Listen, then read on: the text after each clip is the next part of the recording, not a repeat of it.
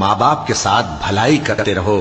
اگر ان میں سے ایک یا دونوں تمہارے سامنے بڑھاپے کو پہنچ جائیں تو ان کو اف تک نہ کہنا اور نہ انہیں جھڑکنا، اور ان سے بات ادب کے ساتھ کرنا، اور عجز و نیاز سے ان کے آگے جھکے رہو اور ان کے حق میں دعا کرو کہ اے پروردگار، جیسا انہوں نے مجھے بچپن میں شفقت سے پرورش کیا ہے تو بھی ان کے حال پر رحمت فرما۔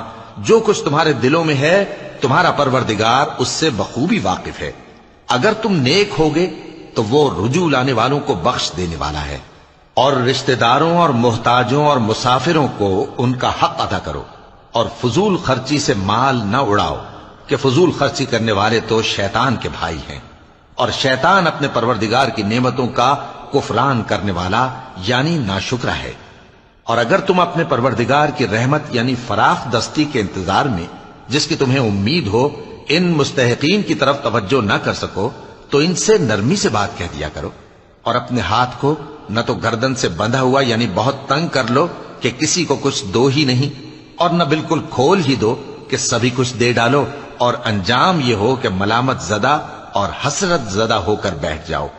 بے شک تمہارا پروردگار جس کی روزی چاہتا ہے فراخ کر دیتا ہے، اور جس کی روزی چاہتا ہے تنگ کر دیتا ہے۔ وہ اپنے بندوں سے خبردار ہے اور ان کو دیکھ رہا ہے۔ اور اپنی اولاد کو مفلسی کے خوف سے قتل نہ کرنا، کیونکہ ان کو اور تم کو ہم ہی رزق دیتے ہیں۔ کچھ شک نہیں کہ ان کا مار ڈالنا بڑا سخت گناہ ہے۔ اور زنا کے پاس بھی نہ جانا کہ وہ بے حیائی ہے اور بری راہ ہے۔ اور جس جاندار کا مارنا اللہ نے حرام کیا ہے اسے قتل نہ کرنا مگر جائز طور پر یعنی بفتوائے شریعت۔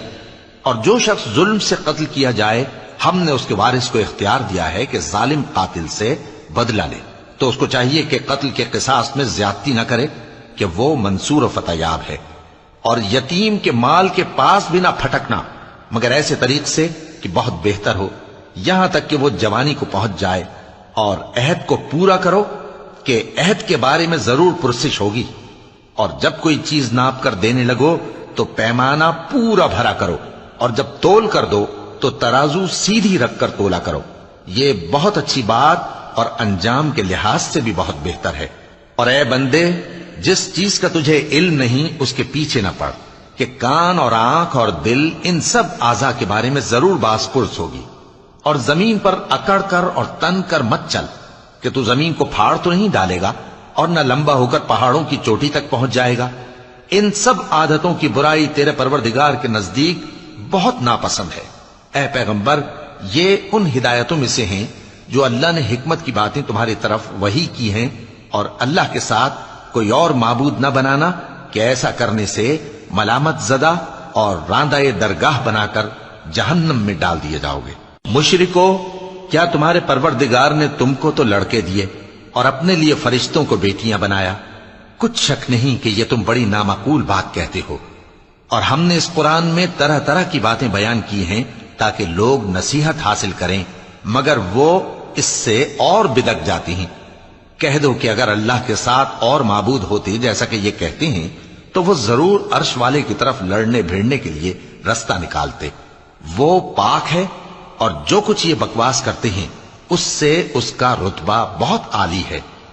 ساتوں آسمان اور زمین اور جو لوگ ان میں ہیں سب اسی کی تسبیح کرتے ہیں، اور مخلوقات میں سے کوئی چیز نہیں مگر اس کی تعریف کے ساتھ تسبیح کرتی ہے، لیکن تم ان کی تسبیح کو نہیں سمجھتے۔ بے شک وہ بردبار ہے، غفار ہے۔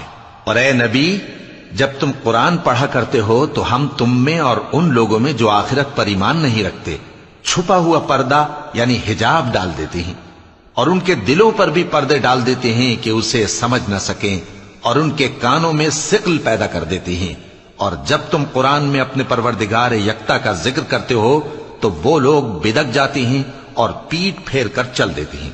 یہ لوگ جب تمہاری طرف کان لگاتے ہیں تو جس نیت سے یہ سنتے ہیں ہم اسے خوب جانتے ہیں، اور جب یہ سرگوشیاں کرتے ہیں یعنی جب ظالم کہتے ہیں کہ تم تو ایک ایسے شخص کی پیروی کرتے ہو جس پر جادو کیا گیا ہے، دیکھو انہوں نے کس کس طرح کی تمہارے بارے میں باتیں بنائی۔